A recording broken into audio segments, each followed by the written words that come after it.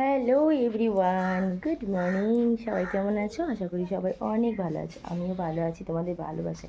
তো চলো, এখন আমি একটা বাড়ির ফুল গাছ হচ্ছে, ফুল গাছটাকে আমি একটু বেঁধে দেবো, নইলে তার চাপে পড়ে আর একটা গাছকে কিন্তু বাঁধতে দিচ্ছে না, বুঝলো তো? সেই জন্য সেই ফুল গাছটা একটু বাঁধতে যাবো। চলো তোমাদের সাথে সেটাই শেয়ার করবো।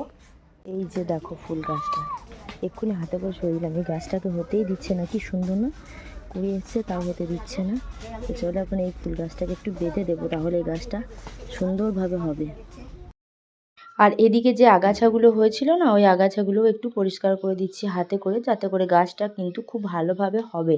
আর এখানে কুমড়ো বীজও ফেলেছিলাম কিছুদিন আগে, তোমাদের দেখানো হয়নি।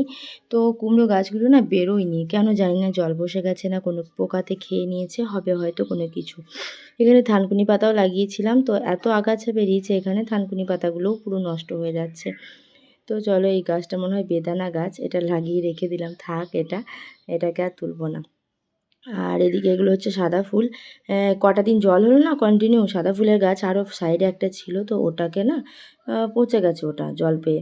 আর এই যে কুমড়ো বীজ নিয়ে গেলাম আবারও কিছুটা, তারপর আবার লাগিয়ে দিলাম। যদি হয় তো হবে, না হয় না হবে, কিছু তো করার নেই। না হলে সামনের বছর না হয়েছিল, তোমাদের তো দেখিয়েছি ব্লগে, যে আমি গাছ থেকে কুমড়ো পাচ্ছি চালে থেকে।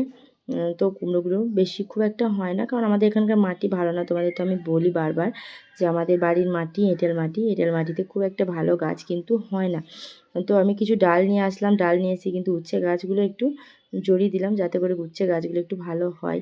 এখানে উচ্ছে গাছ নিজে থেকেই বেরিয়েছে, আমি কিছু বীজ দিয়েছিলাম ফেলে, তখন থেকেই বেরিয়ে গেছে।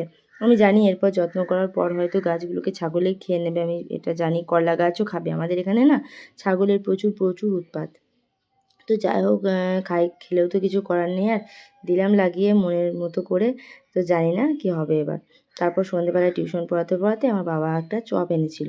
তো বাবা মানে আমার শ্বশুর। তারপর টিউশনের ছেলেগুলোকে একটু করে দিলাম, গুঞ্জা বলছে আমার হাতে দাও, বলছি না তোকে হাতে নিতে হবে না, পড়াশোনা করছি যখন আমি খাইয়ে দিচ্ছি। তারপর ও খাইয়ে দিলাম। তো আজকের মতো ভিডিওটা আমার এইটুকুই, আজকে অন্য কিছু ক্লিপ নিইনি, ওইটুকুই নিয়েছিলাম। আজকে দেওয়ার মতো কিছু ছিল না, রোজ রোজ একই ভিডিও আর কি দেবো। তো ভালো লাগলে অবশ্যই লাইক কমেন্ট শেয়ার করো। টাটা আজকের মতো।